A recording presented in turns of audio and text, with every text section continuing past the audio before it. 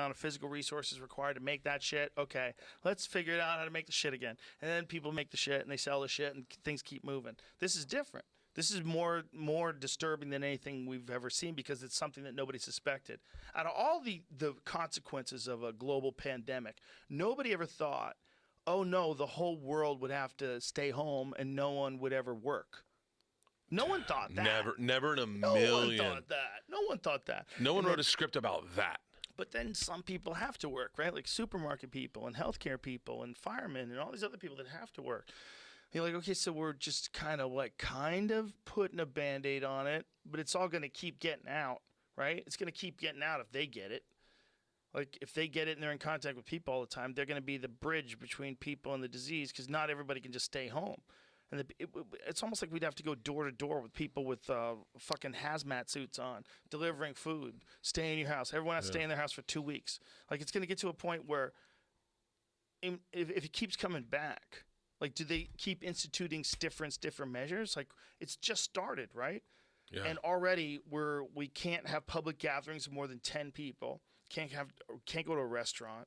You can't do a stand-up show. You can't go to the movies. So all those things are done. Gyms are closed. All these things are closed. This has never happened before. And everybody just stays home. Well, what if that doesn't work? Do they keep ramping it up? You know, what if like 5 months later they realize, well, what we've done is instead of like letting this disease blow through everybody, it's going to blow through quickly. Now it's like slowly trickled into everybody it's going to affect. Still affects the same amount of people. Still infects the same amount of people. That, I mean, they don't know whether or not that could possibly happen. They're hoping that it wouldn't, but it could flare up again. That's another piece of concern. They're worried it could flare up again. That's one of the things that's crazy is the uncertainty. Yes, exactly. That's the number one thing. Because we all want to pretend that all this shit makes sense, even though we're temporary life forms. Oh, don't get me fucking started. Even though the star that powers the solar system itself has a finite lifespan, and things have changed so much.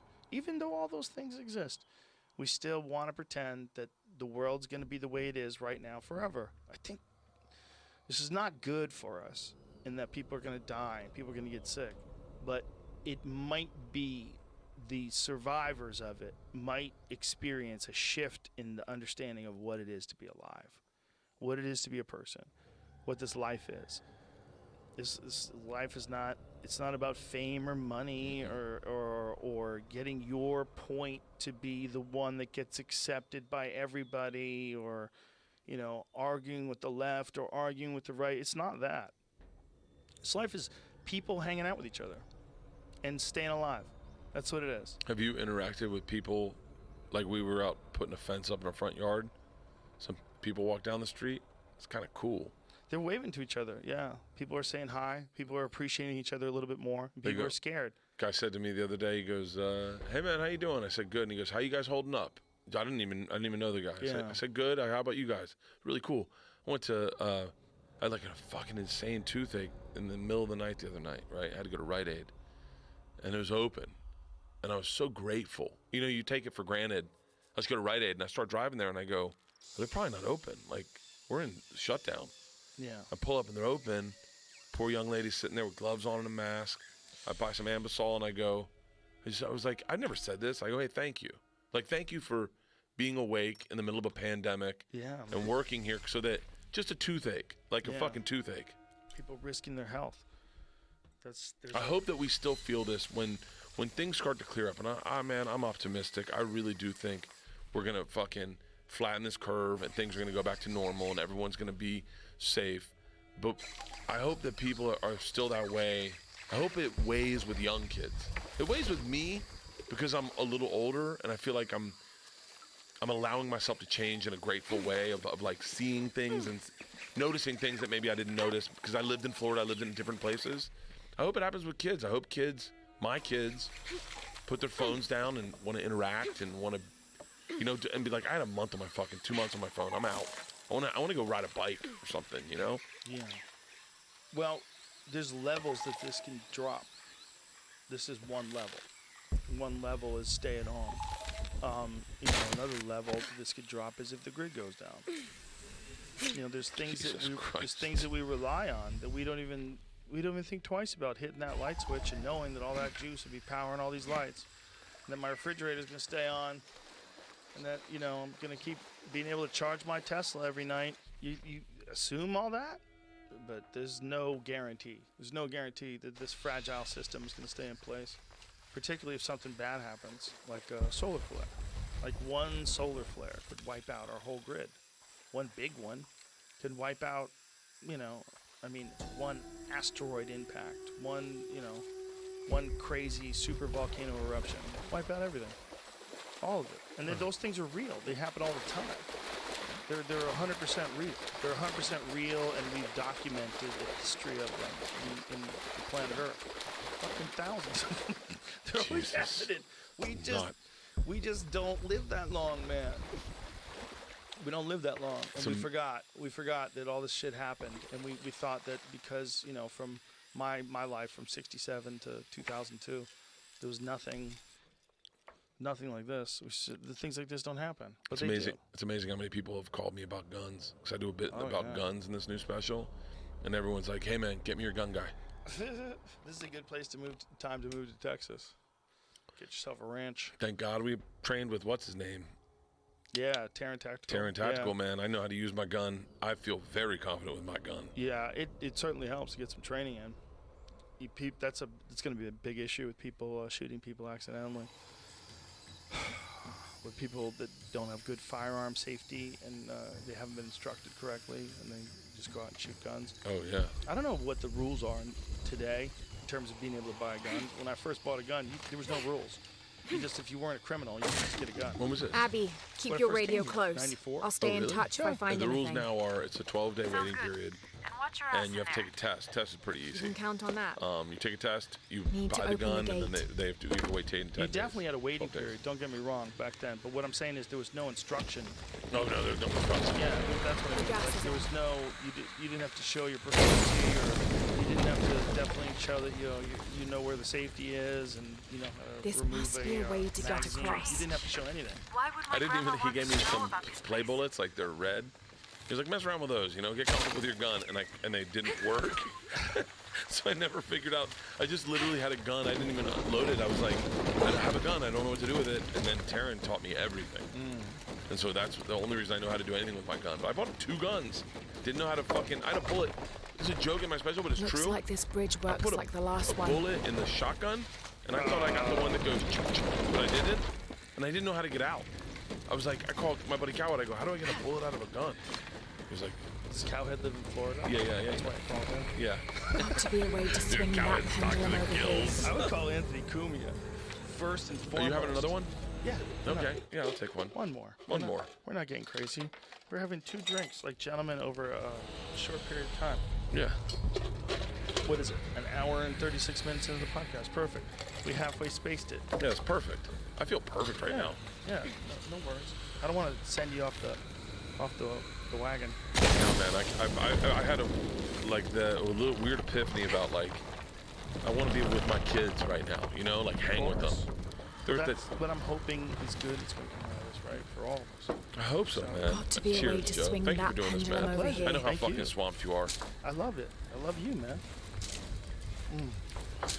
Is that Buffalo Trace? I just love the fact that this company started out during the pioneer days. This is a company from the 1700s. This doesn't make it. The wall behind this pendulum could be climbed. If I had to guess, I'd say this place is a massive It's got to be one of the forge. oldest companies in On the this country. scale, what would What's they be the oldest forging that company? would require this kind of heat? I think that shit was around right when the United States was being formed. We got Levi's, that Levi's were the 1840s, right? I don't know. They were canvas, right? They used to make them out of canvas. They made them out of old tents. Well, I think The wall behind this pendulum could be climbed. I think the canvas that they had back then was probably made out of canvas. Oh yeah. That's why it was so durable. That's what they used for clothes forever. Apparently, I had a hemp shirt. I was fucking wearing it. But I have a Sliding doors. Sliding doors, I like to see that transition in Joe, where you smoke weed but don't love jujitsu and you get into an oxygen bar. I still have a hemp gi from Datsusara. It's fucking great. Yeah, hemp is, it's a weird fabric. It's really durable. Like, my hemp gi's never ripped. Really? My cotton, no, man. Stitching might go eventually, but man, cotton gis, after a few years, they give out. All those dudes aren't good. Yanking on you and shit. They rip at the armpits. They get bleached a bunch of times. They get a little weaker. They start ripping. That hemp, that thing is like raw. It's an alien planet. Hey, what's the name of that plant? What's the name of that dude? You had the best fucking. This is 9 years ago. You talked about a guy who did a kettlebell Gonna be workout. quite the climb. And I had it on my computer, and I haven't. And I'm Keith Weber? Is that? It was like a fucking 20-minute Extreme kettlebell cardio workout. Oh. Yeah. Oh my god, it's There are incredible. statues It was like heart attack. Huge Oh, yeah. faces arranged in a And circle you can do it around with a central 35-pound column. kettlebell. They're You hold watching onto a over it like 35-pound sentinels. kettlebell, you're like, What are they guarding? Shit, hey, Dude. 35 have a view that I pounds. don't. Now I kind of wish Throw I that could around. 10 minutes in, I'm ready to die. That's the one I've been looking for. That because I want weightlifting's my thing right now. Like I want to put mass on because I don't want my bones to fall apart. So all I do is run. All I do is run and spin class. That's it. I want to put weight on. Like I want to lift weights. That's a good one. I like the way you're saying it too. You don't want your bones to fall apart. Yeah. That's people need to take that. If there was a supplement that you could take that would actually increase your bone density, you know how popular that supplement would be? That supplement would be so popular. Everybody would want to take something that actually increases your bone density and makes you less vulnerable to breaking your leg if you fall down. That's when shit goes sideways. Is when you're 65 and you break a hip, you break your femur. That's a game changer of broken bone. Yeah. At that age. You want to maintain muscle mass. And the best way to do that is by picking up heavy things. Well, during this isolation period, though, one of the things that you can do, especially because we're assuming this is only going to last like a month or two, we're hoping. One of the things you can do is you could do a lot of fucking calisthenics. You know, you can do all kinds, like you can do significant numbers of push-ups and body weight squats. And if you have a chin-up bar, just a chin-up bar that you fit inside a doorway is perfect. Just get one of those. Get one off of Amazon. Get the kind that you screw into the wall so it can't fall off on you. You don't want to die. I've had that one. Especially if you get silly and you try to do flips back and forth and you fall on your face. There's no hospitals, okay? Yeah. Nothing's open, you asshole. But if you just get a regular chin-up bar, just a chin-up bar, push-ups, sit-ups, doing like a bunch of different body weight exercises like pistols and like one-legged squats and different yoga routines, you could get shredded. Shredded. You know the Herschel Walker story? That he actually got jacked from doing push-ups and sit-ups and stuff in between commercials of shows he would watch? No. Yes. Dude, that's my brain. That's my brain. I love nothing more than a punishment challenge, like a punitive, when we were doing that on the road, I was like, because Marky Mark and Dr. Wahlberg, Dr. Oz did their push-ups. Yes. I made a joke video going, those are bullshit push-ups. They were bullshit push-ups. Dude, I did fucking 60 of them. But why did they do that? Marky Mark is a stud. He could Marky do a Mark's real... push-ups were better than You think- Dr. Oz's. Do you think he gets mad if we call him Marky Mark? Definitely. I got nothing but respect for him. I got nothing but respect I love for him. that guy. But he's on a great actor. He's on a campaign right now. Like, he's nothing but in my news feed. But what? About just, I don't know, like a PR campaign. I don't know what he's doing. Well, it's probably all about him, promoting a movie or something like that. But Spencer for Hires on he's a Netflix. very, very fucking inspirational guy. Dude, Look he's how fit he is. Boogie Nights is one of the best nights fucking ever. One of the best movies ever. He's got a lot of great movies. He legitimately has a lot of great movies. But like as a human being, like when you look at like his dedication to fitness, he's not bullshitting. He really is up at 5 o'clock in the morning working out like a beast every day. He's the real deal. Yeah. He is, like, I think if you had pivoted and just done acting, I think you guys have probably similar personalities. Like very like I've never dedicated. met him. I don't know For about real? that. Yeah, I never met him. He was at a UFC once, but I was doing commentary, and sometimes when celebrities are there, I look over, try to catch their eye, say hi. Oh. I got a hug from Jeremy Renner. I was very excited. Really? I never met him. He came over and gave me a big hug. I was like, dude. He seems like a really cool guy. He's really cool. He's really cool. But yeah, Mark Wahlberg's push-ups look legit. Like So kind of he's legit. Look, he's a legit stud if you look at his workouts. I mean, that guy's out. You don't get built like that. I don't care what you're taking. You don't get built like that unless you work hard. Yeah. There's no magic pill. That's No. all hard work. like whenever someone says, "Oh yeah, they're on testosterone replacement," that's wonderful. I'm sure that helps. It definitely helps. But you don't get built like that unless you're working out hard. Dr. Oz's push-ups are bullshit. Now Mark's look like tricep push-ups. It's a little bullshit. It's a little bullshit. Hey, First of all, the right way to do a push-up, I'm not being a stickler, but legitimately for your own body, Dr. Oz is actually doing it better in that he has his elbows closer to his body. Follow me here? Like your hands in front of you and this. And this is a good motion for your shoulders. Yeah. A lot of people think this is not a good motion, that this elbow out, it's a different thing, and maybe it might be better to do it the way Mark Wahlberg is, where you're not going up all the way. Oh, I'm sorry, I got them confused. Dr. Oz is closer to us. So Mark Wahlberg's doing it right. Mark Wahlberg's doing it right. That's right. I was about to say. I got them confused. And he laughs. Well, dude, Mark Wahlberg was doing them way better. I'm sorry. I said it the wrong way. I really thought that was Mark Wahlberg in front of us for some reason, because Dr. Oz says, why did I think that? This is strong weed. That doesn't, obviously, the guy with the fucking hat and the gloves. Why is Marky Mark? Here, see if you can pull up my push-ups on my Instagram. Why does he have gloves on, though? I looked at these push-ups, I was like, Dr. Oz, those aren't real fucking push-ups. They're not. Neither one of them are doing real push-ups. But Marky Mark, you know that Marky Mark can bang the fuck out of push-ups. They probably decided they're going for numbers, and you can't lose to Dr. Oz by doing legit push-ups, but Dr. Oz is doing those bullshit push-ups. It's like a strategy. Here's the problem with, I love Mark Wahlberg. I love him on this podcast. Right. He's not on the table the way he would be without cameras. Oh yeah. He's too brand friendly. I want the. Good. He's doing great. He's doing great, but I want to stay on a podcast. Don't do it. I'll talk to you off. Looks like the right way. Yeah, I'm sure. He's awesome, man. He really is. I was in Boston at Medford in the Chevalier. It's a smaller thing there. What is it? It's a theater. It's a instead of doing you can do the Wilbur, the Chevalier seats more, but it's. You say it's in Medford? Medford. Oh yeah, yeah. I lived there for a little bit. Okay. Yeah. So I know you've talked about living in Medford, and then I got obsessed. And Bill fucking sucks about this because he just shuts you off. He goes, Dad, it's all the same. Fucking Boston. Look, I'm not Mark Wahlberg. I'm not Southie. You know what I mean? But like, no, there's different spots in Boston. I was obsessed. I want.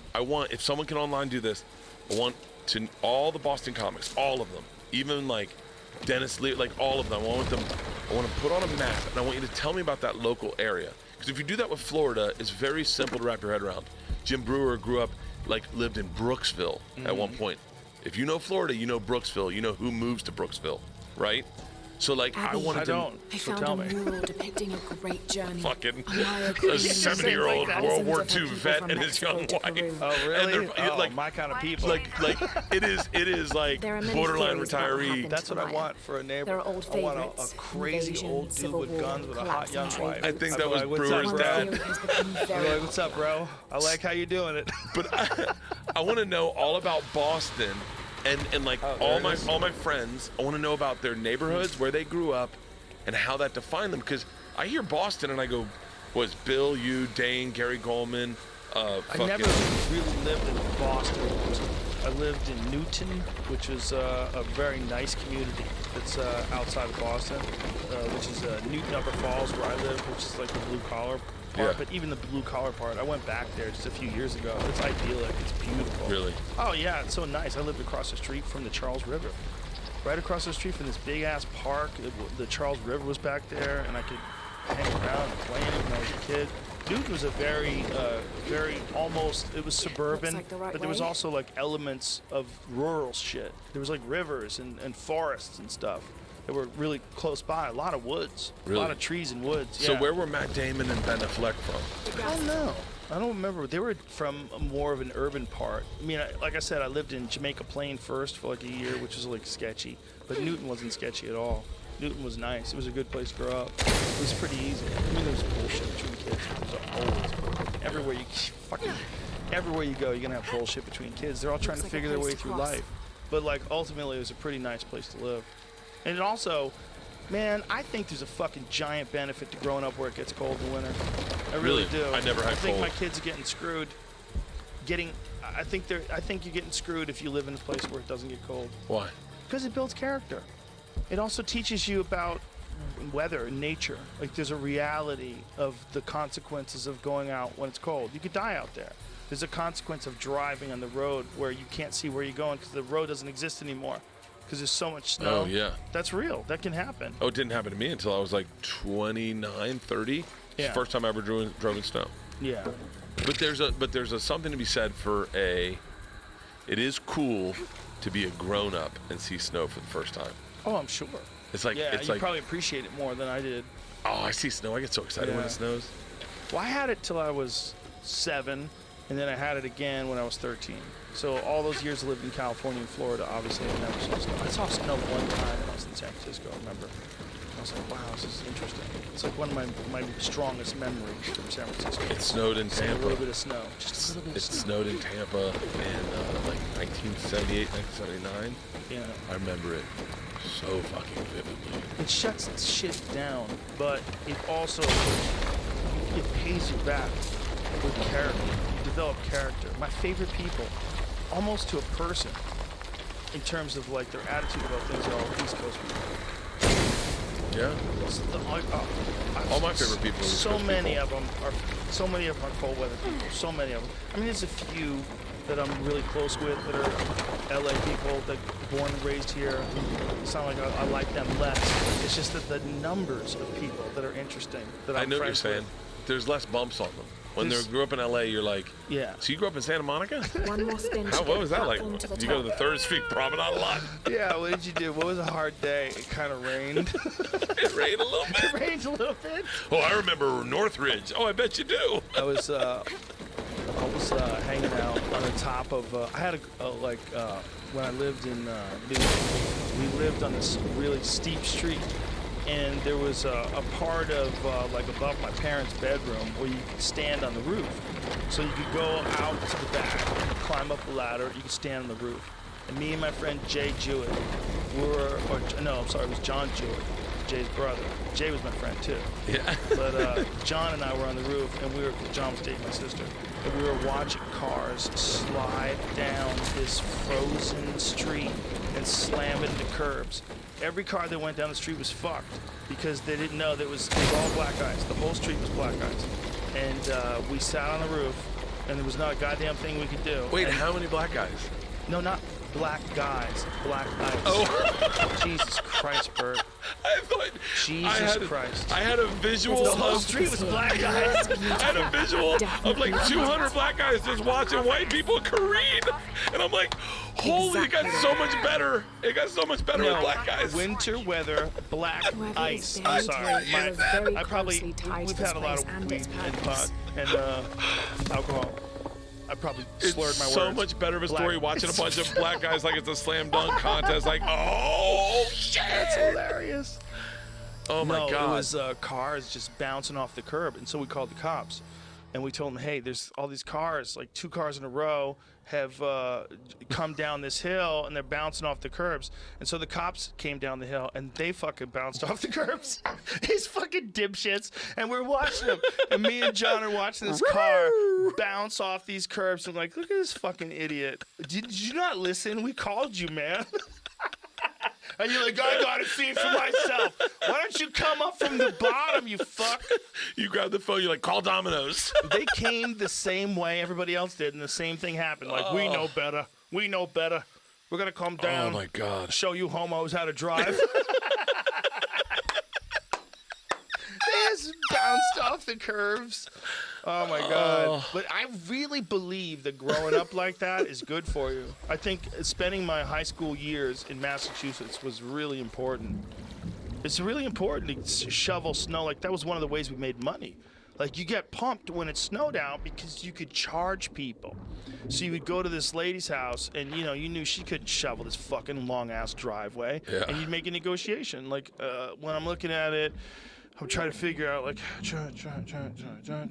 trying to do my math. Math's always terrible. Oh, right? wow. So you're a kid, and you're going, yeah. like, that's a valuable trait. Yeah, I'm like 14. I'm trying to figure out how long it's going to take to dig up 2 feet of snow from 40 feet of driveway. I'm like, You're never right. I would love to hear my right. daughter's price point on that. Some people were great. Some people were really generous. They'd even give you a tip. You know, they pay you like, maybe $100 to do a whole long-ass driveway. But, bro, it would take you all all day. You know, when someone has one of these motherfuckers that goes up to their house and and it's like 2 feet of snow, you don't even realize how much work that is. Dude, I would come home wrecked. Just wrecked. Dude, we were at a yurt at 7,000 feet in fucking Idaho, right? And I low on oxygen. We've been riding snowmobiles, drinking beers all the way up to this yurt. And I get there and the whole fucking deck is covered and there's a fire pit. I'm so excited as a Florida kid. I go, I'm gonna shovel the deck, and everyone's like, hey man, you're gonna have a fucking heart attack. And I go, no, I'm good. I've been so excited about shoveling snow my whole life, right? I've never done it. It sucks dick. It sucks the most. I gave it to my buddy John Sales. I go, you gotta finish, man. I can't do this shit. I was like, I'm a Florida kid, man. I'm gonna put on my flip flops. Dude, you know how many old ladies hurt themselves trying to shovel their way out of their house every year in cold climates when they don't have someone like a support system, like a son or someone to come visit them and help them? A lot of guys that I know that are East Coast guys that live in the neighborhood of their family or anywhere near their family, like it's almost like understood. When it snows out, you go over to your mother-in-law's house and you dig her out because she's stuck. So that's real shit, man. Yeah. You have to accept that I'm I Maya think that all of a it's sudden? dangerous and it's definitely an added fucker of life where you come to California, you're like, thank God there's no snow. Yeah. And that's how I was when I first moved here. I'm like, thank God there's no snow. Part of me is like, man, I learned from that snow. I learned a lot of shit, dude. That taught me a lot about perseverance. Because I used to deliver newspapers, so I drove every day. I drove every fucking day, every day. I have 365 days a year, I was driving. For years, because it was the best way to not have a job while you have a job. Yeah. Like the job was, I just had to go somewhere and get the newspapers and then follow the route and throw them out the window. But while I'm doing that, no one's looking over my shoulder, no one's telling me what to do, and it's not the worst pay in the world. It was pretty good pay. Thrifty Nickel. I used to deliver the Thrifty Nickel in Tallahassee. Oh, Sean Simmons got me the job. He's like, hey man, it pays good. It was like $400. All you had to do was one Thursday. But you woke up at the crack of dawn. They filled my Jetta front seat, back seat, and trunk with Thrifty Nickels, and I had to run around. What is a Thrifty Nickel? That was like a savings magazine, like a savings newspaper. Oh, okay. And the movie Singles had just come out, and so I was listening to the soundtrack of Singles. What's that movie? It was Matt Damon. No, Matt. Who's the good-looking Matt that we grew up with? That was in Beautiful Girls. Matt, that guy. Matt Dillon. I can't. I see him. I saw his face. Matt Dillon. It was Matt Stay Dillon. Gold, Pony Boy. Yeah. Oh. Do you know how many times I've said that in my head in an airport bar? Stay Gold, Pony Boy. One more. Dude. And so it was a Cameron Crowe movie. Singles. There it is. Man, that whole soundtrack. Keira Was Sedgwick. Eddie Vedder. Matt Dillon. That was such, and I listened to that whole. He's preposterously handsome. He's a dude. I saw him in person. He's striking. We bumped into each other, and he did the Matt Dillon hello. A guy like that almost has a curse. Too handsome. We were trying to buy Coke at the Formosa Cafe. Shh. It's passed. I think we're good. I don't know, man. Maybe he doesn't want you. No, not me and him. No, not me and him. Me and my friends. Well, you're out Me and my of luck. friends, not me and Matt Dillon. Marco's in charge of HR now anyway. By the way, if we had, I would have fucking ratted him out. He was with the little guy from Beautiful Girls she goes, hey guys, Sambuca, and he goes, what, Meg, too early or too late? Like the little guy from those movies. He was so good. No, Beautiful Girls, one of the greatest fucking movies ever. Is that him with Chris Cornell? That's him with Chris Cornell. Who's on his right? I think she was famous. She's someone's daughter or something. Bridget Fonda? Chris Cornell was one of the biggest bummer suicides. Was that from? It was from Xanax, right? I don't know what it was from. I'm not looking I for don't know trouble. what it was from. I'm looking for I work. think there's a bunch of different. Sonny Garcia was the one that fucked me up. Big surfer from L.A. or from Hawaii. Oh, dude, that bummed me out so bad. Cause despite not knowing how to surf at all, I'm a huge surfing fan, and so. And Sonny Garcia was like the first dude I remember seeing. Him and Christian Fletcher had tattoos. Like when you were like, bro, they got tattoos. What did their parents say? Forever. Keep it for life. God. And then, but yeah, he committed suicide in like Portland or something. I think I remember reading that now. I didn't know about him, but I think I remember reading it now. Bourdain was the hardest one for me. I wish I met him. That was one of the ones where I'm like, you know, you always think, like, the guy was so smart. I wish I could have talked to him. He was so smart. You know, sometimes people can get in a bad way. They can get in a bad way. But you can pull out of that bad way. Sometimes you need to know. You need to know that there's a light at the end. You gotta. I don't know what it was. I don't know if it was chemical or emotional. I don't know what it was, but he had so much to offer. His perspective was so unique. He was such an interesting guy. Like a genuine, and just, you could feel the chaos in him. He was a fun guy to discover. Yeah. You know, like when you first found him. Yeah. Because I think a lot of people found them on their own, where they were like, dude, this fucking show, No Reservations, is awesome. Dude, I would have loved to see you and him get drunk together. Because he made me tap out. Dude, we went camping. We went pheasant hunting in Montana, and then we went camping. Yeah. And Bourdain goes hard in the paint, son. He went hard in the paint. And I couldn't find any weed. I thought I had weed, but I had a vape. I had a vape pen. So we busted out the vape pen.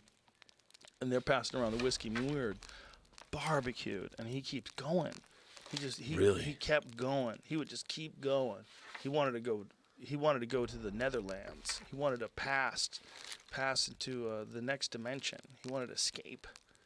You know, he would go hard. I would have loved to have partied with him. He was so interesting. I just really enjoyed his company. You know, he's just I never knew anyone like him. He's a very, very different guy, and I always was like happy that he liked me. Because I was always like that a guy like that could work.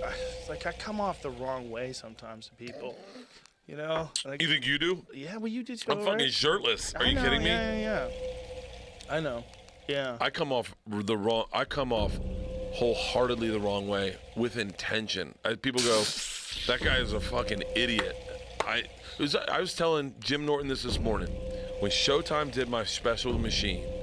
Helen, I keep saying Helen, that's her name. She works at Showtime. She made a very, very wise, tactical decision. She said, I think you shirtless is a bad idea. I said, really? And she goes, I just think that a lot of people are going to change the channel. And man, was she right. I had the lowest rated special out of all of them for the whole year. It was the lowest rated special. And then when that story went viral, it was because my shirt was off that people recognized it. And I think, I was saying this, I think it's the thing where, like, when big government puts an entity in front of you, like when Showtime puts that in front of you and you have the remote, you go, fuck that guy, like, thumbs down. But when you discover it on your own online and you go, shirtless guy, what's that? The onus is on you, so you're more forgiving and you'll listen. Yeah. And I think that's the cool thing about podcasts and, like, what we do is that, like, I remember discovering your podcast. Isla, you and Tommy, this is like must be episode 3.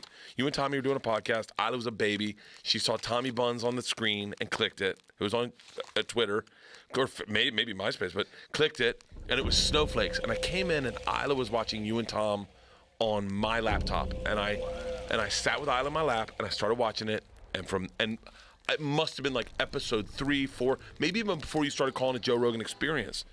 I was fucking hooked, and I was a ride or die motherfucker, like, because I found it. But if you put podcasts, like when these guys say, and I'm not gonna shit on, but people sign big deals with podcasts, and then podcast company goes, new podcast. It's like I gotta find it. When you find it yourself, you fucking love it, man. And I found Bourdain sitting in my bed. No Reservations came on.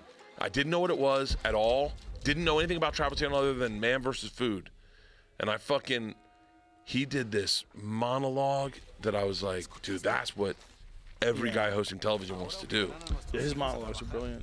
Brilliant. He was a great writer. He wrote them. Yeah, he was a great writer as well. He's just super unique. When he got into jiu-jitsu, I was so happy. I was so happy. That was a fucking shift. But also I was like, I'm going to be closer friends with him now. Because he's into jiu-jitsu. Yeah, you're like his knock-on.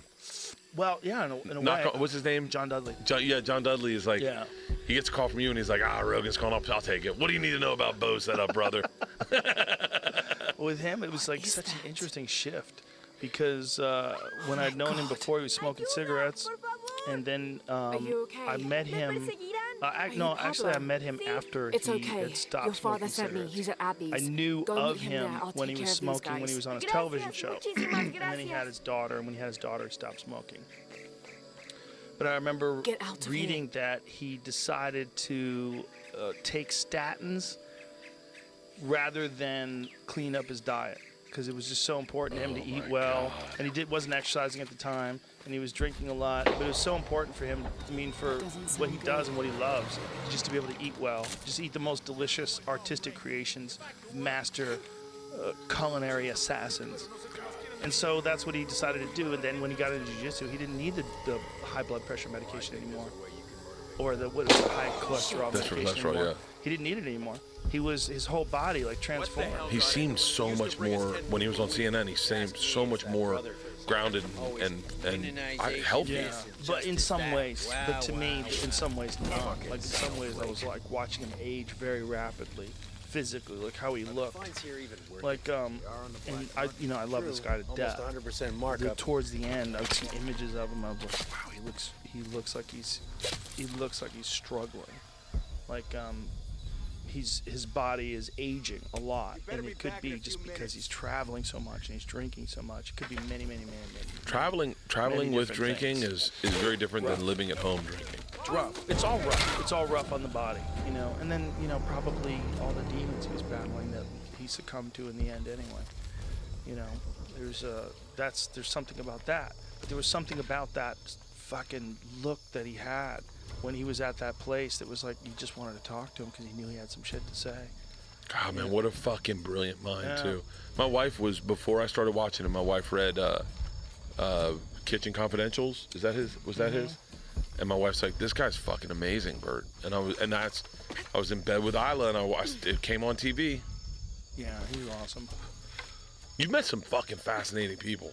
Yeah, he was one of the first to ever do the podcast too. Do you remember one of the first real guests, famous people that came in? Do you remember when back in this is like a throwback? Do you remember when Ari was the most fascinating person, or Brian Redband? You remember I talk about the podcast back in the day when you had that landline that would ring for no reason at all. Yeah, I kept having to pull it out of the wall. Who was the first guest you got on the podcast where you were like, shut the fuck up? Graham Hancock. Oh, yeah, that's right. We went and grabbed Graham Hancock, and I believe it was Graham and Duncan. And we sat down. Right. This was way early on. And I had picked up one of Graham's books. I believe I always say Footprints of the Gods, but it's really Fingerprints of the Gods, I'm pretty sure.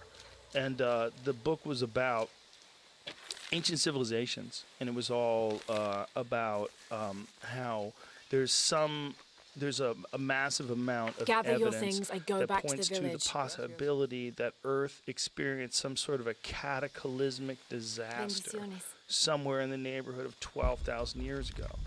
And that all the stuff that we see in these older civilizations, it's really complex and confusing. Impossible. The reason why it happened, and there's just this down period and this up period again afterwards, is because a giant percentage of the population was wiped out by an asteroid that they can prove hit. And he's been proven more and more correct as time went on. And for me, just as a fan of that subject, because just what we're experiencing now with this pandemic and just with life in general, we love to think that things are static, and nothing's static. And there's nothing sadder than someone who doesn't recognize that they're not static anymore, right? There's nothing sadder than a woman who's in her 80s who still puts on too much makeup. Or or a guy that's that age is still doing push-ups on the front lawn and flexing for the neighbors. You know what I mean? Good morning, Miss Mary. There's nothing sad about people that don't recognize that things aren't static. And he's like the guy who sounded the wake-up call in my consciousness. Look at that. What year was that, man? September 25th, 2011. Wow. So wait, how long has this podcast been going on? 10 years now. Yeah, it started in 2010. Duncan has not changed one fucking 2009, bit. and it went to December of, Duncan looks exactly the fucking same. He's the same. But we had these, look, there's a fleshlight over my left shoulder. I was just telling Whitney about those days. But that was, listen, man, you could only have done that podcast the way we did it if you did it that way. But meaning that Like, no one has to be watching. No one cared. It didn't mean anything. Dude. And we were blasted out of our minds. For the first, like, 80 or 90 episodes, maybe even more, I was so high during every episode. Oh. Remember when we do the volcano shots? I remember that big fucking volcano. And it would sit right next to you, and it would just keep smoking the entire time. So if you had to sit next to Red Band on the right, it would just burn the whole time. Sometimes we'd be in the middle of the conversation, and I'd be like, have we started the podcast? Dude, I remember that time so vividly. It was like a shift in the fucking universes of like. Yeah. I remember going to your house. I always say this is one of my favorite stories. The way I met you is the last way you should meet Joe.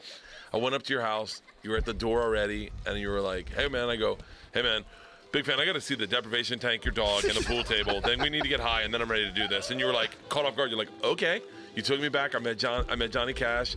Took me down to the deprivation tank.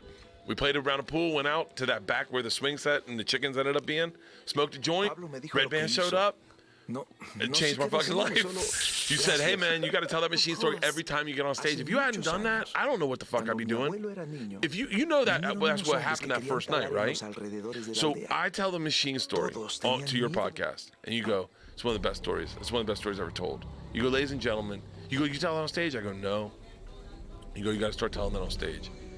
"Hey everybody," and you talk to you go, "He is from now on known as the Machine." You yell the Machine at every one of his shows until make him tell it on stage. So I go to Columbus the next week. I go do my first show Thursday. Like maybe 120 people, not sold out, and they start chanting the Machine. And I go, "Hey guys, it's not a stage story." And this dude in the front row, Death Squad, Ride or Die, Death Squad, covered head to toe, goes, "Hey Bert, we understand it's not going to be funny, but you got to tell it if you're going to want it to be good. So go ahead, man. Come on, guys. Right. And everyone started cheering. "You can do it, Bert. You can do it." That's I hilarious. told it, and they at the bar, they're like, "We had to fake laugh a couple times, but I think it's a good story." We had a fake laugh Dude, a couple cut times. from that to me and Tom doing our weight loss challenge, right? The first time we did our weight loss challenge, and that machine story went viral that week. That week, that machine story went viral. The week you guys began the challenge or finished the challenge? The weigh-ins, when he shaved my beard. Really? The machine story went viral that fucking week. I say they go. I'm always saying I'm the luckiest dude in the world. I think I work hard, but I'm very, very, very lucky. I'm more lucky than anyone in the world, right? Just I stand by luck. But man, the luckiest I've ever been is making friends with like I remember you telling me, I remember you coming out and saying I didn't want to make friends. You came out with a shit. We were at the Ice House. We were doing Death Squad Chronicles. Came out with a shot and a beer. You say, "Hey, you're a good guy." And I go, "Oh yeah, thanks." You're like, "We're all trying to be your friend, man." And I was like, "No, I get it. And you're like, "No, like you just gotta let us." And I was like, "No, I understand." You're like, No. That means like when we call you, call us back. And I went, "Yeah." And you're like, "No, I don't think you understand what you're saying." You go, "Me, Joey, Ari, Tommy, we're all trying to be your friend, Bert." Well, we have to tell you, I don't want to throw anybody under the bus. So as I explain this, I'm going to be very careful. Okay. The reason why we're saying that because we know you had been friends with a tyrant.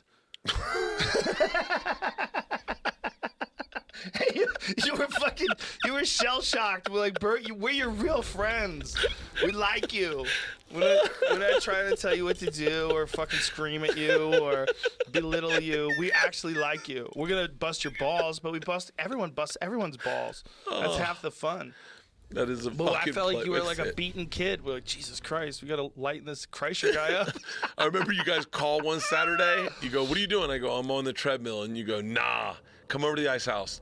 And I said, "Oh, I'm good." And I hung up, right? And then Tommy called me back, and Tommy goes, "Hey, man, you got to let us try to be your friend. Fucking come to the Ice House. Just come to the fucking Ice House." And I went, and then I heard you on the, "Get over here." And so I fucking went over to the Ice House. We had a fun fucking from blast, then on. dude. From Had then a on. fucking blast. Yeah, I knew it.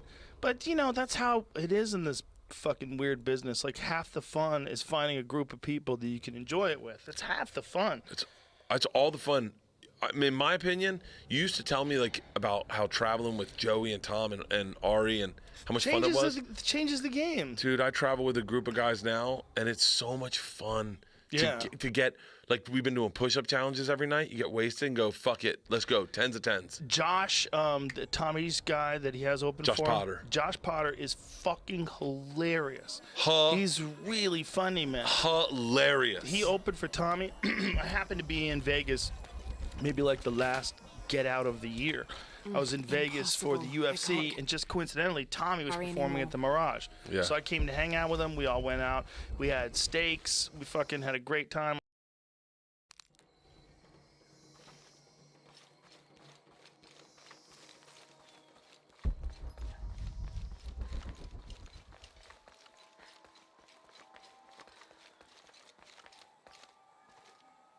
Kanantabakaw, etsoksakti le kushul batela, vale la liyan patalobe, tajuna lejela que me sale.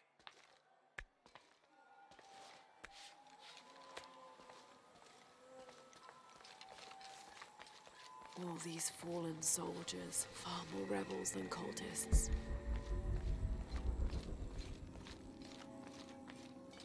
Hachebanu chikin topikonop, chenjumpel batelilo chhelbe shunaje.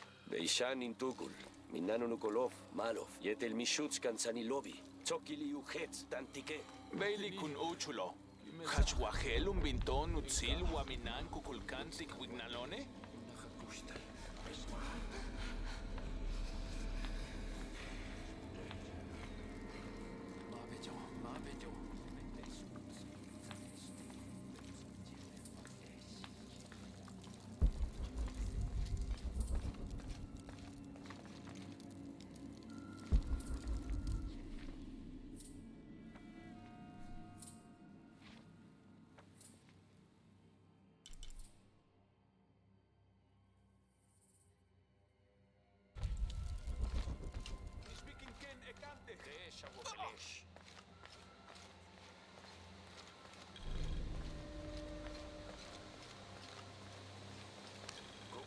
This describes something nearby. They stand back to back, two brothers in arms. I lie at the feet of the one who watches the shaded serpent.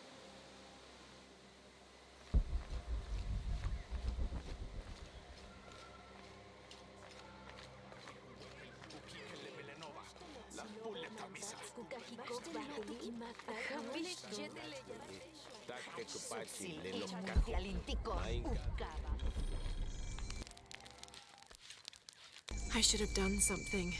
Now Unuratu is captured. And the other rebels, they'll make an example of them. God, what a mess.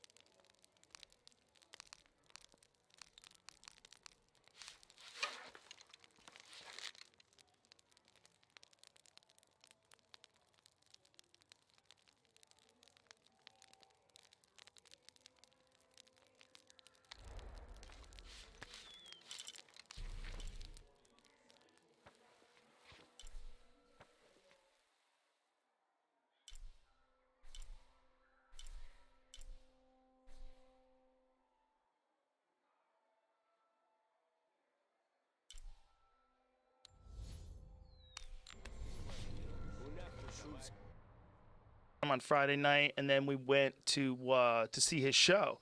And then we went to see his show. That was the first time I ever saw Josh. He murdered, man. He's awesome, He's dude. really funny. From Buffalo. We used to. Is he? Yeah, you'd run into him every now and then, and man, Tom's a legit. I gotta say, Tom's special is probably streaming right now. If you're watching this, it's streaming on Netflix. It's called Ball Hog. He'll be on the podcast, I'm sure, this week. He's tomorrow. Yeah. He's tomorrow? Tommy's on tomorrow. Yeah. Yeah. But and what's good for the goose is good for the gander. We got a podcast, Two Bears, One Cave. Check out his. Two bears, one cave. Say it so people can understand it. Two Bears, One Cave. You don't have to shove it in there. It's an old host habit. What is it about saying things fast? Like, okay. Two bears, one cave. Dude, I get my brain will wrap. I'll get verbiage in my head like Body Shots World Tour. It just runs out. Do you know so who Mac Lethal is? Yeah. Dude, you ever listen to him rap? Double, triple fast rap? Yes. His rapping confuses the fuck out of me. Like, I don't even understand how someone's lips can move How about that Eminem? fast. Did you hear Eminem when he did that Eminem challenge? You saw it, Jamie, I'm sure. Because me and you were both children. But Mac Lethal's probably the fastest. I don't know, this Eminem challenge, I wish you could play it. Well, I heard some Eminem shit recently that was really fast, too. Really fucking fast. Really fast, too. But I kind of think Mac Lethal's on another level. Yeah. Yeah, if I had to put the two of them in a fast rap-off, I got my money on that Lethal fella. Don't you think? Fast rap-off. There's a section of the song he says 99 words in 16 Have seconds. more rebels been Eminem killed? does? Yeah. 99 words in 16 seconds. Wow. When you were younger, did you ever think like there was a celebrity that would love your comedy? Like when you were younger and you were like, No, man, it's one of the weirdest things ever was Thank you looking again, in the Larry. audience and seeing famous people. The Like, rebellion took forever must to get have used to the that. shield like of who? the age maker. Who's the Gene first? Simmons. Gene Simmons, fuck Gene that Simmons. guy. I know, you hate that guy.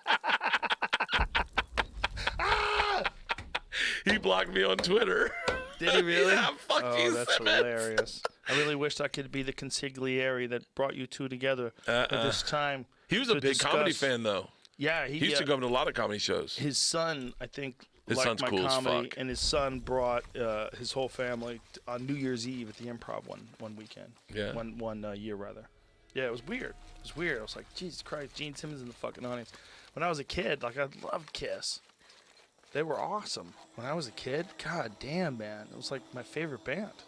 It was a weird band because people would mock you if you loved them. I was obsessed. Do you remember the movie they did where they took over a fucking Kiss theme and park? Phantom of the Park. Phantom of the Park. Yes, I remember that. Bro, The power went out in the middle of me watching it, and I cried. Wait, how old were you? Because I remember how old I was. I don't know. I was probably like 11 or something like that. I was at Pat Fagan's house. I must have been 7, and I was like, oh my god, this is the greatest movie ever. My parents came and they're like, time to go home. I go, we're not done. I didn't really cry, but I might as well. I was like, God damn it, this fucking power's off. My dad would wake me up, and he'd wait for the 7-Eleven commercials where they were on Slurpees, and he'd crank it up. He'd go, shout it out loud. And I'd hop up. I'm ready to go to school, first grade. I'm ready to go to school, Dad. Every kid that was into Kiss identified with a particular member. Oh. Like, my friend Javier was really into Peter Criss. Oh my god, I was hardcore into Peter Criss. Yeah. I met Peter Criss. There was certain dudes that thought they were Paul Stanley, certain dudes that, like, I was a Gene Simmons fan. I was in between Peter Criss and Ace Frehley. I bought Ace Frehley's solo album in high school. I didn't ever think that I would be spiritual enough to be tuned into Ace Frehley, because Ace Frehley was the spaceman, right? He was the dude who was mellow with the guitar, with the crazy guitar. He had a really good solo album. Remember when they did the solo albums with their faces on it? Yeah. Back in the New York Groove. Yeah. I love that song. Dude, they had some amazing, like the branding of Kiss. Like, meaning, like, do you remember them in the suits? Yeah. The picture of them in the suits? Yeah, Dressed to Kill. Yeah, that was a fucking... Dude, Wasn't it Dressed to Kill? I hate that I hate Gene Simmons. Like, I want to love him so bad. That's so sad. It's so I hard don't to... remember the story, but I saw it one day. Someone sent it to me. One of my friends sent it to me. Us talking about you hating Gene Simmons. I'm like, God, I kind of forgot about I had that. a bad interaction with him. There it is. That's Dressed to Kill. such a badass... And clogs. He's wearing clogs. I know. They were different kinds of people back then. God. I feel like there's no way we would ever be able to understand what life was like being a bunch of dudes who were world famous, wearing makeup, openly mocked by so many members of the music community, whether it's radio stations. They wouldn't play. They thought they were a joke, and you were a fool if you liked their music. And then they take their makeup off for a little bit. Remember that? Kiss Unmasked. I remember that. I wasn't. And then nobody was into it. And they're I like, was fuck out. it, we're going back. We're I was putting at it Pat back Fagan's on. house, and he's like, "You want to see what Gene Simmons looks like?" I was like, "Hard pass." But they wore everybody out. They stayed in the game. I mean, they replaced 2 members, Ace Frehley and Peter Criss, that kind of rotated in and out. And eventually they replaced them with new people that played the same characters. This is a new dude who's the cat dude and a new dude who's the space dude. And for a while, they tried to do it different. Like, they added a fox. One guy was a fox. And people were like, get the fuck out of here. You don't remember that? I don't remember that. Yeah, when Peter Criss was gone, they put in some new dude. Instead of a cat, he was like a fox. It was a real problem. And the hardcore Kiss fans were like, this is fucking bullshit. You know who's a hardcore Kiss fan? Who? Kevin James. No, me and that Kevin makes James. sense. Me and Kevin James 2 nights in a row went to see Kiss in L.A. I think it was at the Forum during their comeback tour because we thought they were never going to come back again. So this is me and Kevin James, and man, I don't know what year that was, but it was in the 90s. Who was that guy? That's the fox. Eric Carr. Yeah, he's a fox. Eric Carr, yeah. Yeah, get the fuck out of here, bro. Nice guy, great musician. Don't get me wrong. But no! You can't add new characters. Kevin James and I could not be more different. Yeah, he's a great guy. He's a great guy. Me and Gary. You would love him. I know Kevin. But I mean, if you really knew him like I knew him, I'm tight with him. I hooked him up with my manager. We have the same manager we have from the very beginning. I've known Kevin for 29 years maybe. Gary and I were tight. Gary Valentine. I was tight with Gary too. I love Gary. He's a great Valentine. guy. Gary Valentine, one of my favorite stories ever. One time we're at the Improv and he goes, "Bernsky, shot?" And I go, "Yeah, Gary." And he grabs 2 shots and he hands me one, and then he grabs his and he takes his back when the Improv had One of you. Yeah. Is that why you had me arrested? If my brother was alive, rest his soul. Yeah, he will think this bickering is a waste of time. Come home. I am home. This is home. Unarutu, dream for a moment. How will Paititi prosper when Dawn comes in a world without threats coming from the outside? Aren't you such a threat? Remake the world? We all create destiny together as we are. Everything I've ever done has been for Paititi. Everything. When it was divided, I unified it. I am the only one who sees the real threat here. You come and go as if your life here is optional. Yes. I have lived the outside world and I have seen what's to come. Every day it encroaches. Paititi will not survive its invasion. Everything we are will be taken or destroyed. Well, then we must fight for it together, according to the will of its people. By restoring the sun. That will only ensure Paititi's safety for a moment. But then, it doesn't protect us from discovery, invasion. Our destiny is to be doomed. No! No, we must be bold, decisive.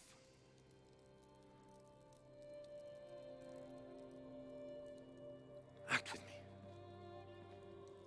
I need your intelligence, your resilience in my world. A world ruled by the cult of Kukulkan? Or should I say Trinity? If it's control you want, you can have it. Just help me now ensure Paititi's safety, and then, by all means, you can govern it as you wish. I will give you the throne. I will do it. No. I will find the box and restore the sun. May its light be your judge. Why do you think so little of me?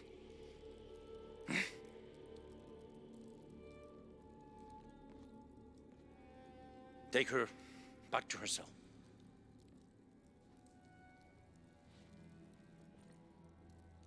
You can send me back. but I will never betray your people. No, you will just fail them.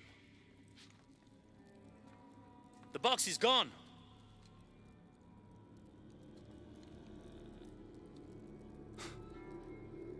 A missionary, Andres Lopez. He stole it 400 years ago. What? You just wasted your life searching in the wrong place. Leave me now.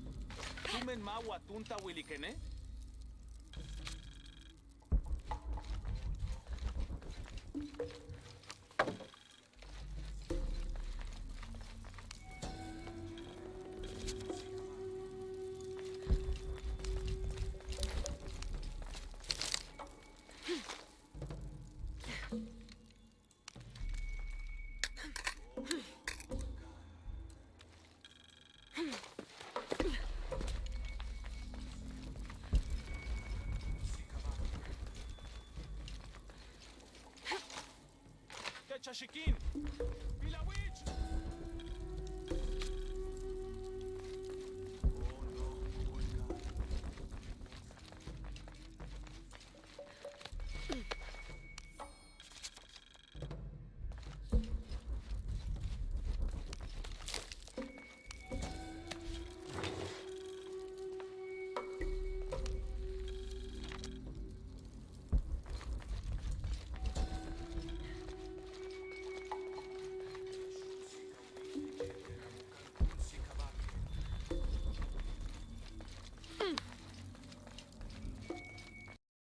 Jonah, I know where she is. I'm going in. Okay,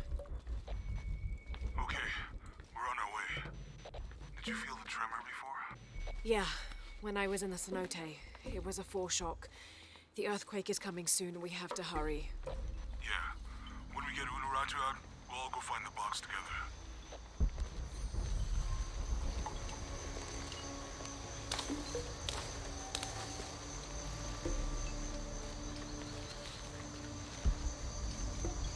I don't have enough space for that.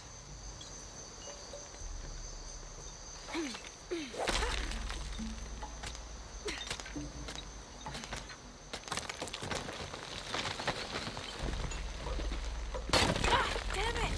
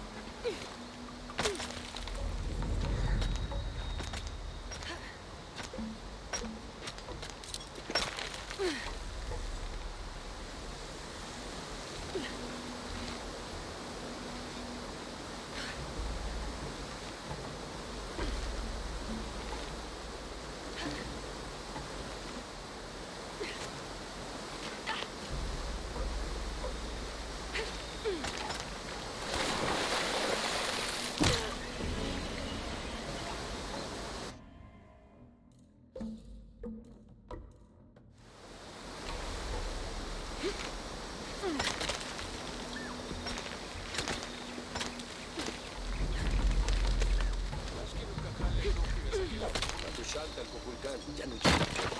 Uy, nabuye! Begin wolting buya wabash te tankabo. Hets, Baasho, Katukultik. Tinwaliktech. Jambash timbuya. Tutsi. Kabetin Liksi Kimbao. Alwatu Yatal. Ulag Pateli Tuhaji. Tindikes makimba mantats. Makachi.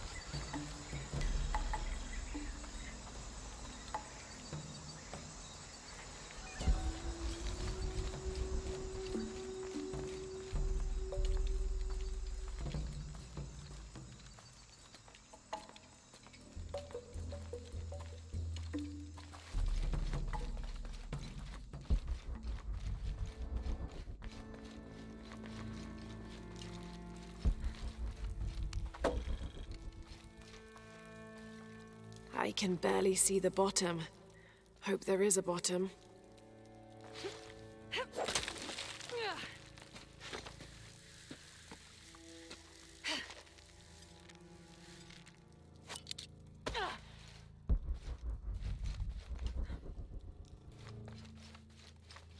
This cavern must have been carved by an underground river.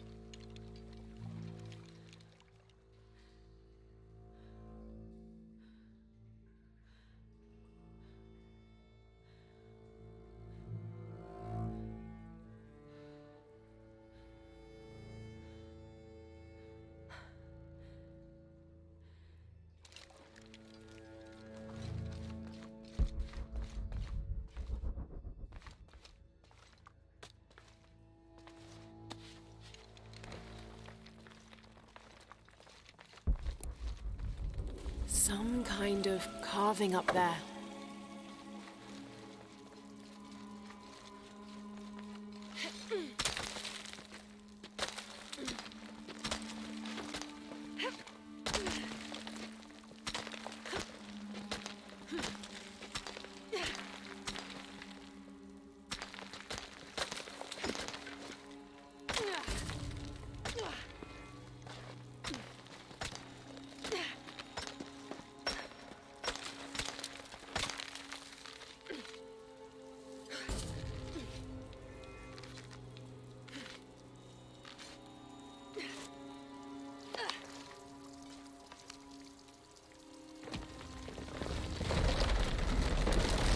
There must be something behind this.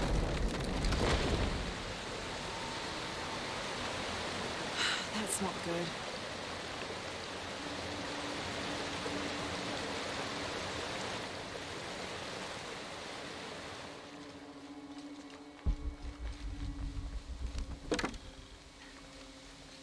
Impossible. I can't carry anymore.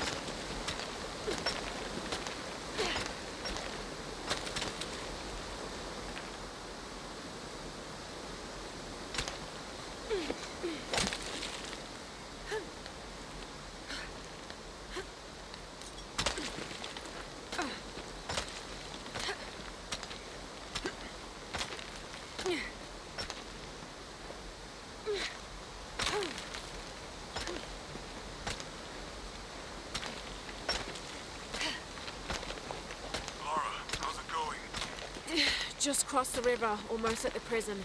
There are guards everywhere. We're heading towards the river. Get back to you when we're there. Okay.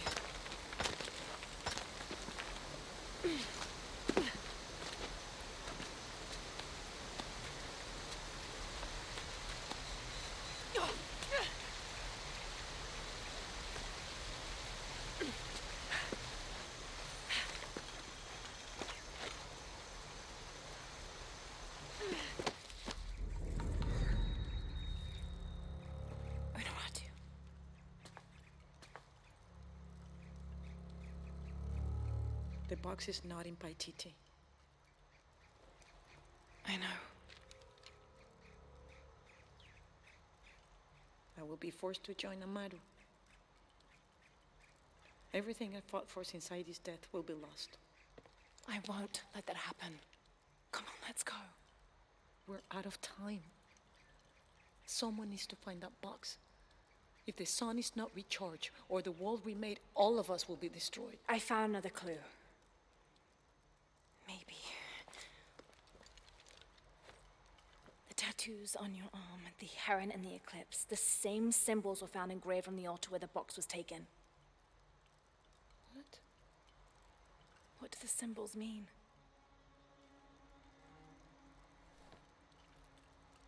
This one shows my destiny. The crimson fire of Chakchil. And this one grounds my past. It symbolizes Chimchichica, the last true emperor of Paititi. His tomb is in the upper district. Can you take me there? They're all over that tomb. If there's anything there, they would no doubt have found it already. Amaru doesn't have this clue. He doesn't know what to look for.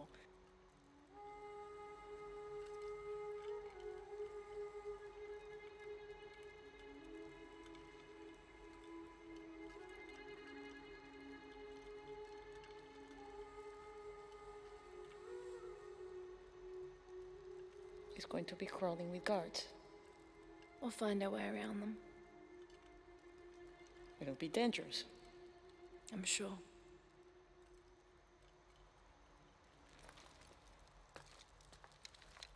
Then there's no time to waste.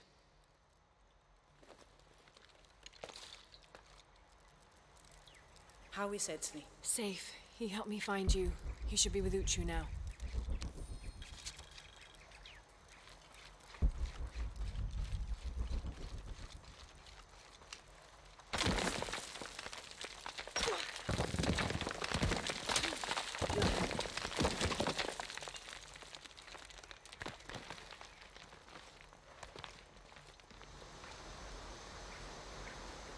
Jonah, I'm with Unuratu.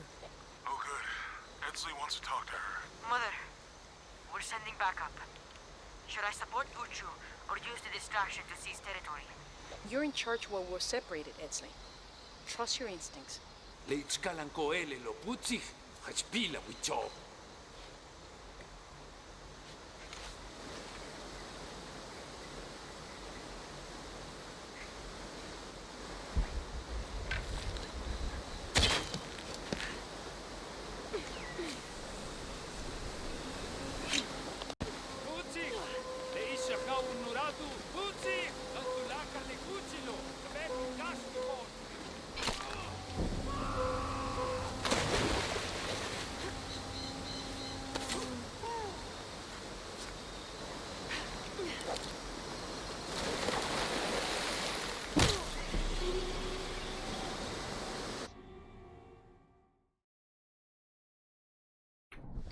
I just want to let everyone know that I did hit the grapple button, so I don't know what the fuck I missed. Pisses me the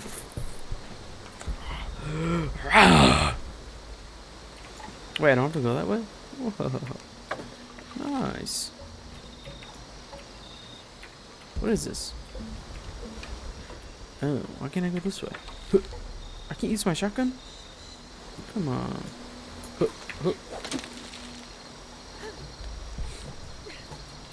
I can't use my shotgun. Interesting. Oh, I gotta go this way.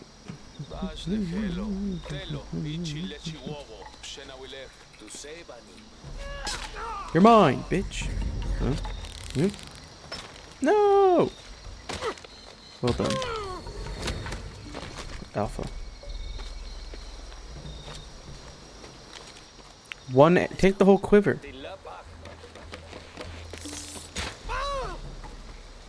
Nice. I think that's the last of them. For now. We should try to... You lead.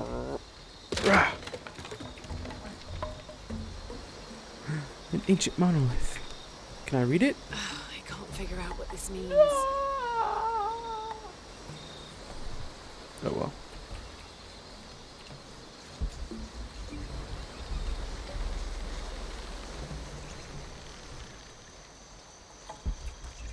I think we're clear. Let's go.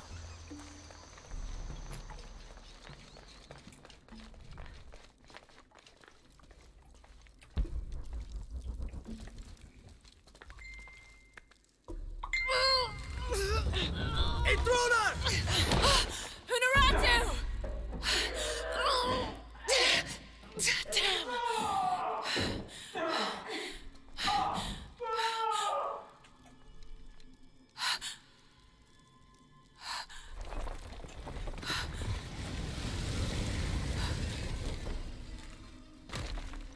Nice. Take this key.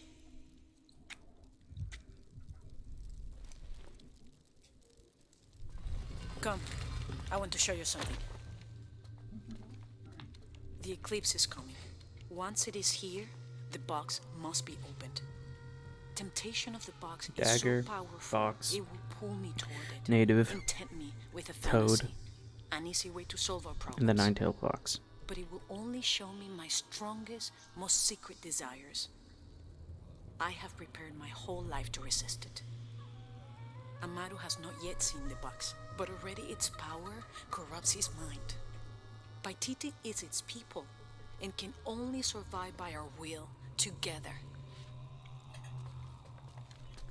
So, if Amaru remakes Paititi his way, it's like he destroys it. Yes. We face many threats from the outside, but risk is a part of life. We must confront it to remain true to ourselves. How do you know you'll be able to resist the power once you have it? I don't. But if my training fails me, the Crimson Fire will guide me and hold me to my promise. We should go. What is the Crimson Fire? It is my destiny. It's connected to the sacrifice of Kukulkan. When the Crimson Fire smokes, seek your mirror. It's a powerful force of accountability. That's all I know. Do any of those creatures ever find their way in here? Creatures? They attack. In the caverns around Paititi, they were in conflict with Trinity. And at the altar where the box was taken, they came after me. Do you mean the Yashil? Yashil. They were tall and fast, hungry, almost desperate. I would not call them creatures. They're more than that.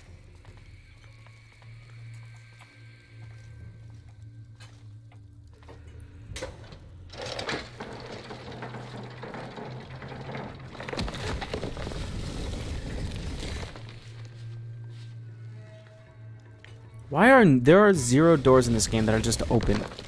They're always just open enough for me to slide through. What happened to the Yashil? There are many legends. It was long ago, but Paititi owes much of his safety. Paititi. They protect it. I don't know if that's their intention, but their actions have that effect. They don't ever attack the city? No. We have always lived in cooperation. I think Amaru might be planning a public sacrifice. Of a rebel? We have to stop it. No, not unprepared, and not at the expense of the bugs. The warrior who will bear this sacrifice will stay near me and do as I do. The crowd could turn on us. This way.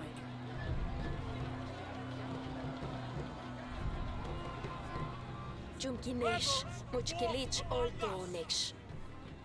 Who threaten our safety, preservation?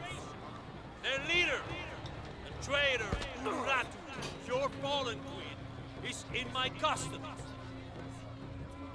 But it is not too late to save them. Today, we offer a sacrifice to Kukulkan as a prayer for protection. See what he does. As the eclipse draws near. With this sacrifice, this rebel's life will be redeemed. May all his fellows see the light and rejoin us.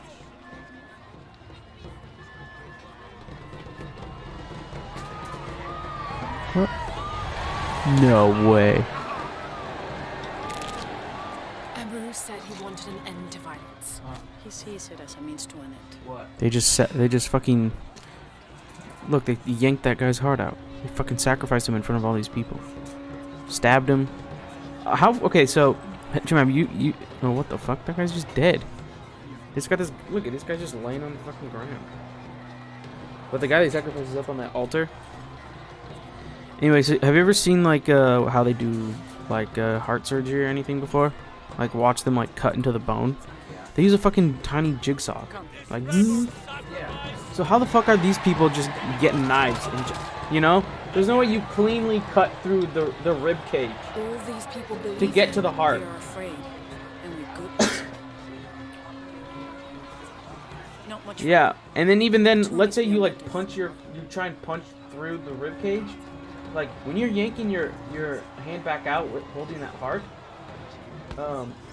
you might cut your hand on the bone. And even then, the heart is contained in a sac. So, like, if you're grabbing this, like... Innocent eyes will blink at dawn when weakness falls away. So, you think they... I mean, it's not clean. Probably they clobber. They clobber the fucking ribs out of the way and shit. They take out all the ribs that they just clobbered. And they grab it with their bare hands and rip it out. So weird. The tomb is up there, on that statue. What do you think is a more painful sacrifice? A brain sacrifice or a heart sacrifice? Because they're both like, they're both like batteries in a weird way. For the human. Enough space for that. Okay, what's this? Okay.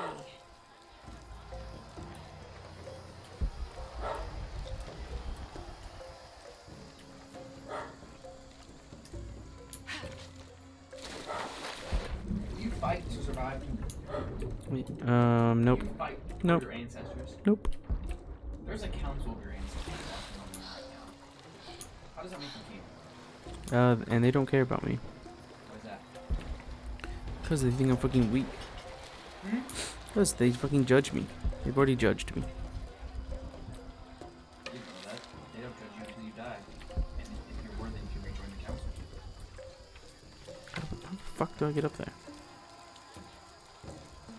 Oh.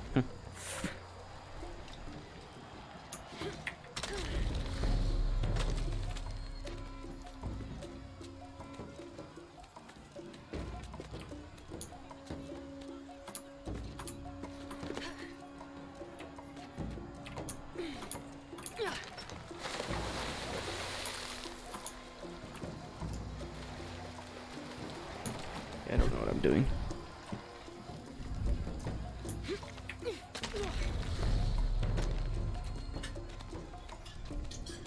How fast do you think one of those people could yank out a heart?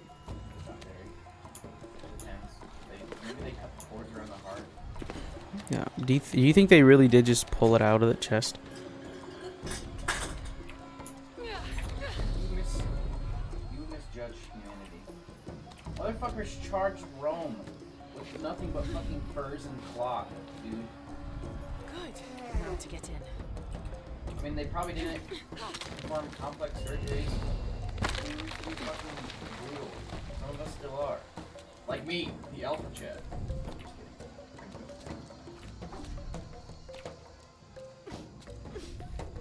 That looks like my way in.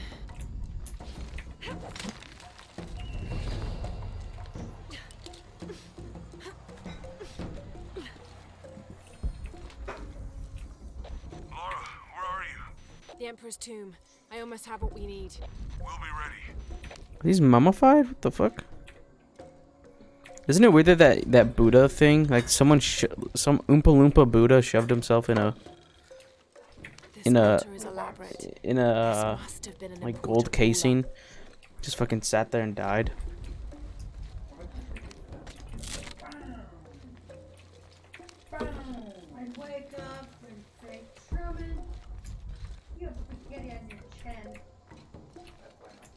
Child. Truman, how old are you? 20 or are you just 2 years old? All full up. Truman, you should worry less about your weight and more about the amount of food you don't get into your mouth. The Inca influence is unmistakable. Huh? What? So you should worry less about your weight and more about the amount of food that doesn't make it into your fucking gob. You should worry less about your existentialism and more about your weight. Interesting. Why is that interesting? Why is that interesting? Go ahead. Why? No reason. I'm studying the Incas, okay? So shut the fuck up. Are those the Incas? Yes, they're the Blinkas, dude. These are a different tribe. The Blinkas and the Incas. They're a hidden fucking ancient civilization that didn't evolve. They're a little fucking gremlin. They're little gremlin flesh eaters. Weren't the Incas also little gremlin flesh eaters? No. They ate their own people. It's cannibalism. It's different. Wait, did Lopez leave this? Why did Lopez leave this? Shit. In the cup.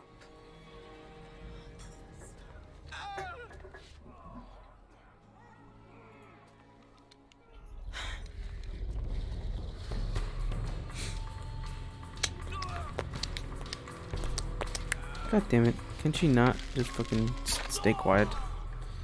In here! Nice shot.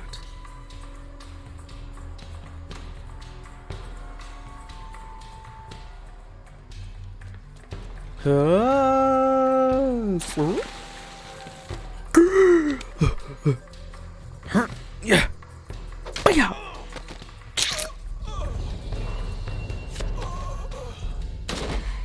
No, that's fucking cheating. Look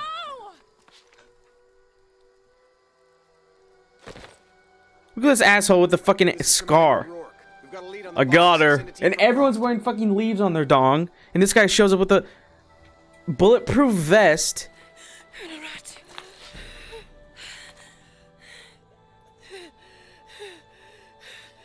Oh my god. The Crimson Fire. A valiant warrior. Give this to Etzli. He's the He's a rebel. rightful heir. He must live by Titi. He's young, but strong. His spirit as noble as his blood. Don't go. Keep talking to me. The box. It will tempt you. Resist. Resist. We all create our destiny.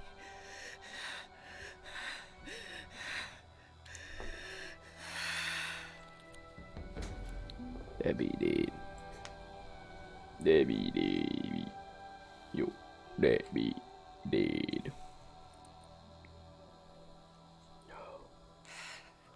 No! I'll let you down. So what are you gonna do? Leave the body then?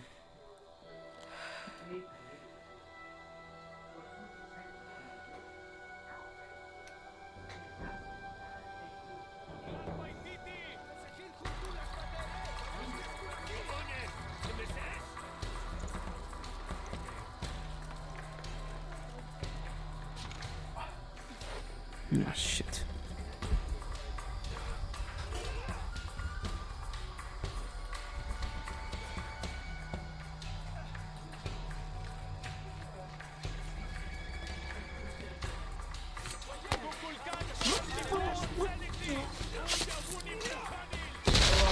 Is Haven still dating that boy with the broken legs?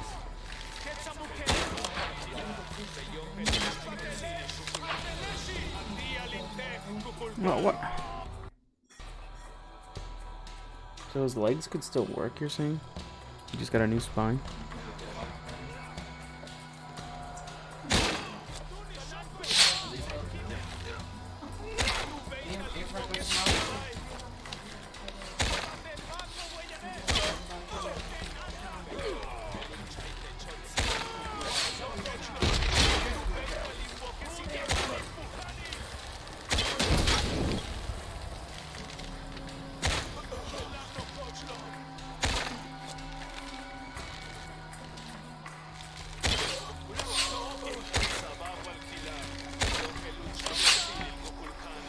Are these guys shooting fucking bazookas out their bows or what? Why am I taking fucking half damage with one arrow?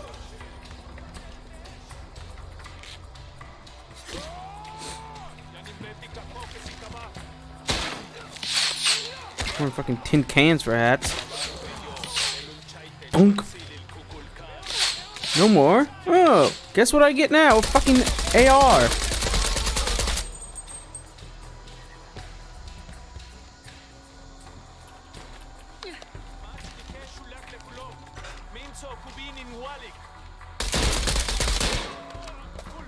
I mean, are these hats bulletproof now? Get the fuck out of here. Give me all your arrows.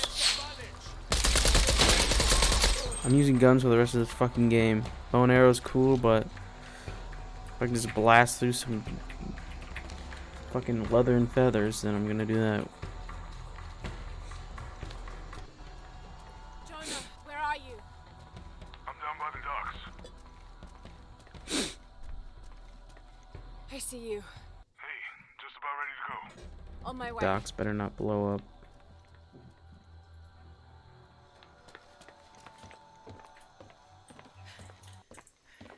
Why does that sound keep cutting out? Where's Unuratu? We were attacked. She died fighting Trinity. She wasn't fighting Trinity. Oh no.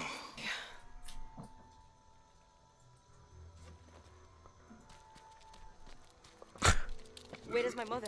Who's this leader? He's the heir to the throne. Your mother. And his mom just died. What kind of mother? He looks like he's 4, but he might be like 10. I don't know. He's like a stumpy little Oompa Loompa child. But that's the leader's amulet. You are the leader. It belongs to you now. Oh, fuck.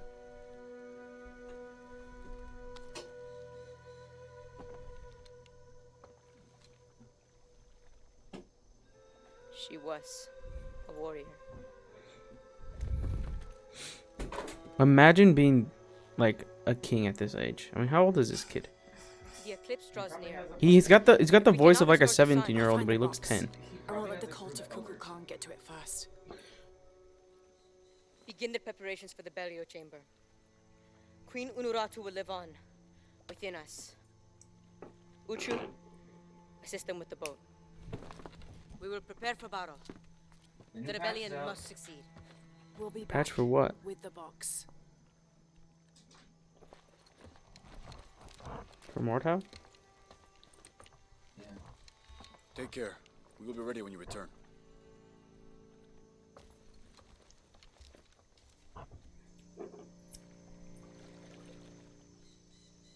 So what's next? We'll head back to Kwakyaku, regroup, and take it from there. Kwakwaku. We're going back to Kwakwaku. Kwakwaku. Kwakwaku.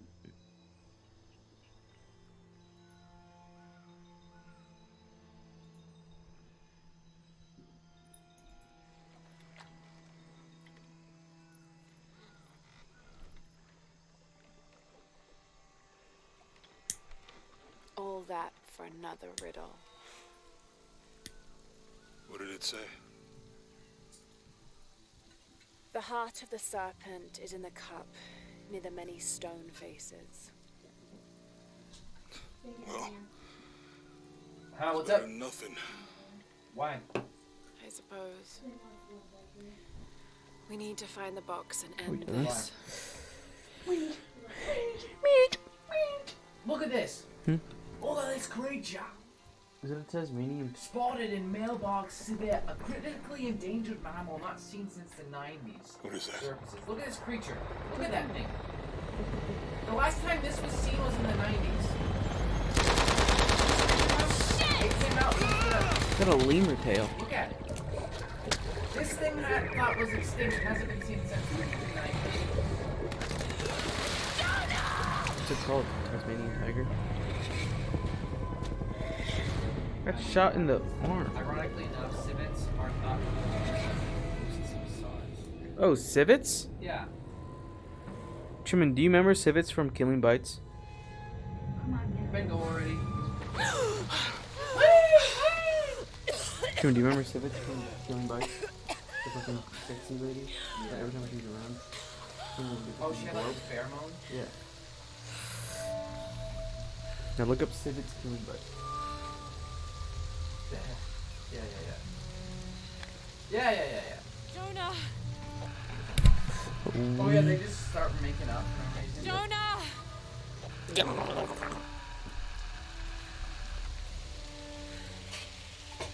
Almost fucking dead. He fucking did. Don't move. Don't try me.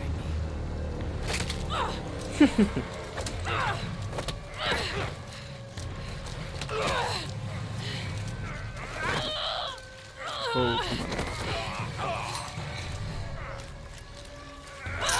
come on. From Mordhau? Yeah. What's the update again? Cooler creatures? Oh! Ow, my headset, bitch. Who's that poor Mexican man? Bandana. His name's Pablo. Escobar? Uh-huh. First off, fucking find a different name. His name's not Pablo. What's his last name? Sanchez? No, his name's not. Stabbed him in the heart. Now I'm hiding in the bushes. Do I have any weapons on me? Mud patches. Press E. I'm still not 100% convinced the box even exists. Got anything? All clear. Come look at this. What's up, Chief?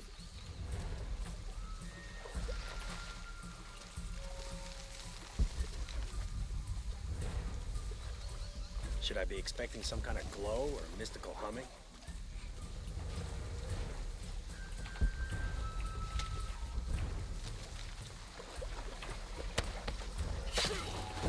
I can't wait to finally see this box I've heard so much about.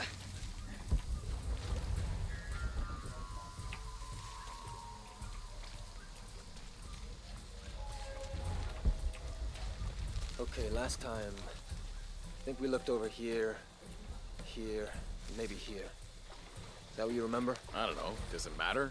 If we missed something the first time, we should look at everything again. Yeah, good point. Okay. Do you think the river is higher or lower than it was? Come on, man. Stop asking me to remember things. As soon as Operation Lone Wolf got called off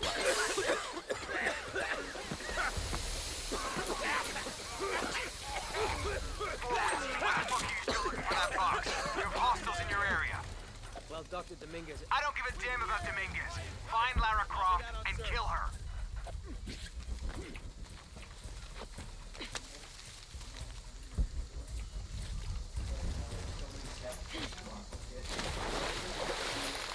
Stay close.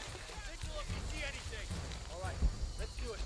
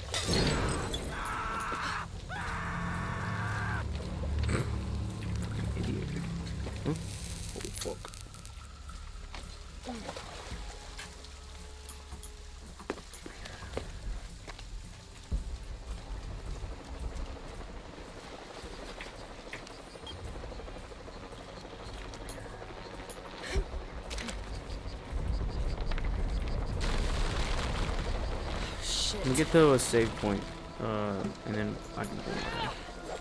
All units report status. Cardinal 2, Is it really? all clear. What's going on, Commander? We got hit by a force shock. Kappa team? All clear, sir. This is Cardinal 2. I've got force shock damage in Juliet 3. A rock slide took out the tertiary pumping platform. No fires. Fallen trees have completely blocked the access road to Kilo 2.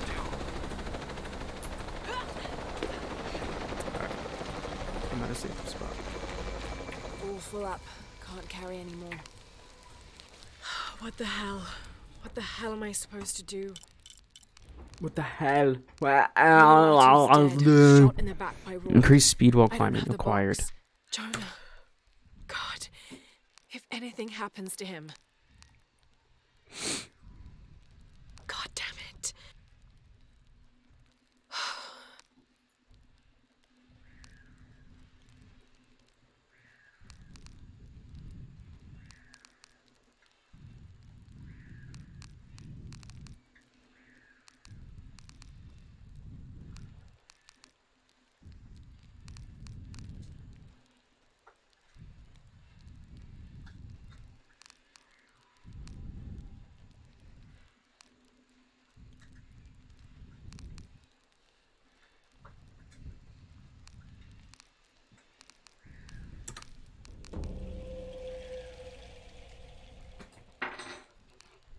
That's cool. Should have done that one, dang it. Oh well.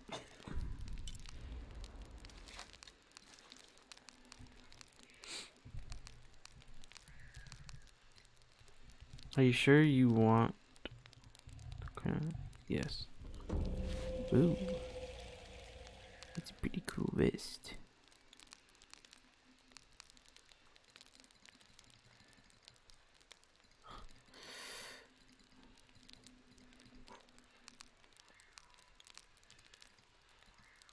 Well, that sounds cool.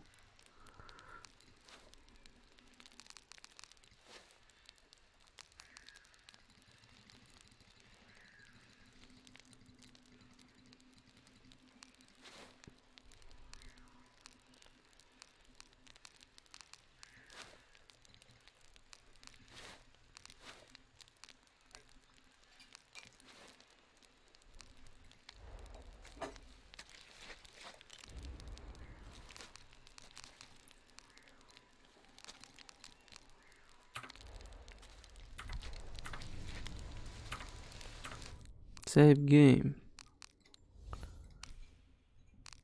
I'm currently 38% through the game. I think there's DLC, so we'll see if I will play DLC. Wait, did you beat the game? No. Put me on chat. No, I'm closing the stream. Nope. You're gonna keep streaming. Nope. This is me. Nope. This is me. Oh, I just shit my pants at work. Gotta go home.